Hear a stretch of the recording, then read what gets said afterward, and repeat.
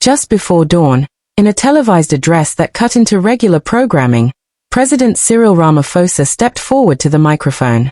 His face was grave, his hand trembled, and his voice carried a weight that needed no explanation. He wasted no time on slogans or party rhetoric. He did not attempt to soften the moment with the usual reassurances. Instead, under the glare of cameras and with the world's eyes fixed on him, he spoke a single sentence that thundered across the nation. I hereby announce my resignation from the office of the President of the Republic of South Africa with immediate effect. That one line shattered the political landscape. Within moments, social media erupted with shock and disbelief. Hashtags trended across the globe.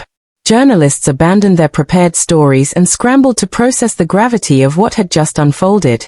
Political analysts, long rehearsed in predicting his survival, found themselves rewriting every expectation for the months ahead.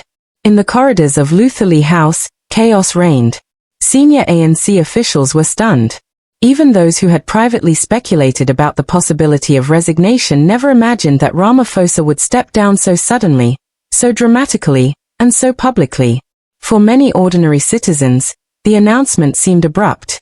Yet those who had been watching closely knew the pressure had been building for months. Ramaphosa's presidency had become a ticking time bomb.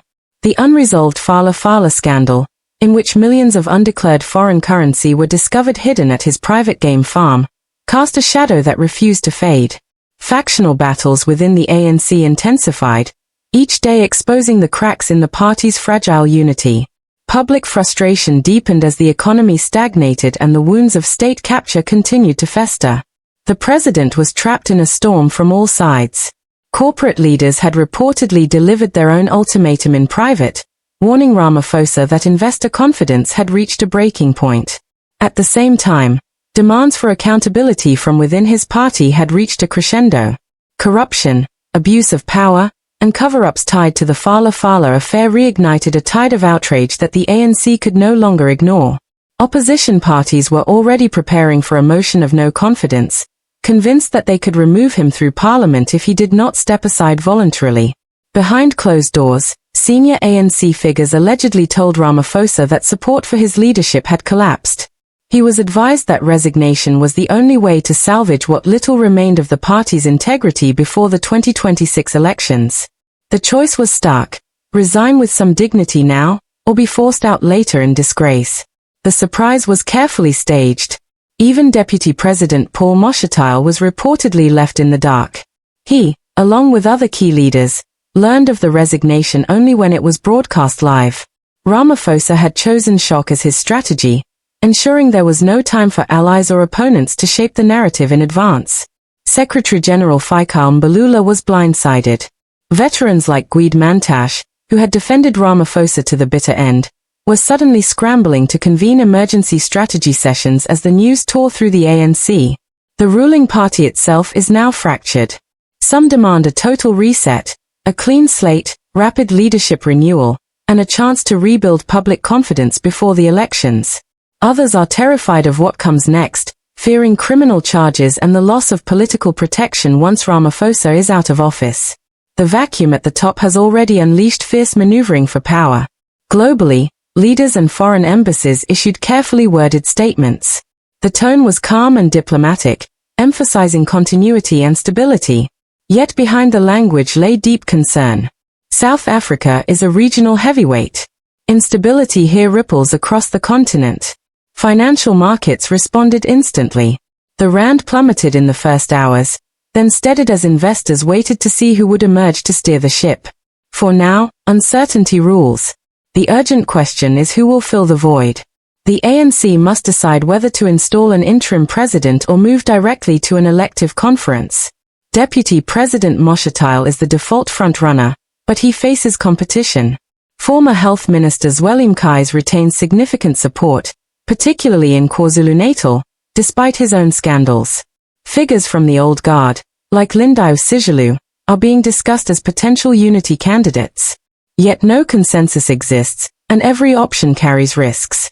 A slow or divided response could open the door for the opposition to make historic gains. Already, the Democratic Alliance, the Economic Freedom Fighters, and Action SA are mobilizing. They present Ramaphosa's resignation as proof that the ANC has lost all moral authority to govern. For them, this is an opportunity to finally break the ruling party's decades-long grip on power in the next election. In his final words as president, Ramaphosa struck a tone of humility and resignation. "I have served with the hope to create a better South Africa," he said, his voice heavy yet resolute. "But the challenges ahead demand new leadership, new vision, and new energy. I leave office with a heavy heart, but with hope that this great nation will rise above its current afflictions." It was a subdued farewell, a reflective conclusion to a presidency that had begun with so much promise. When he first took office, Ramaphosa was hailed as the leader who would cleanse the rot left by the Zuma era. South Africans believed in his vision of a new dawn. But that dawn dimmed quickly, overwhelmed by scandal, division, and stagnation. History will debate whether his resignation was an act of courage or an admission of failure. What is certain is that it marks a defining moment in South Africa's democratic journey. The future now hangs in the balance. Will this moment usher in a culture of accountability, or will it simply pave the way for new faces repeating old patterns? The answer lies not only with politicians, but with the people themselves.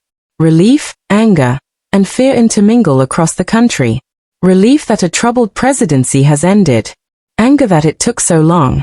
Fear about what lies ahead, and whether the ANC can navigate yet another leadership crisis.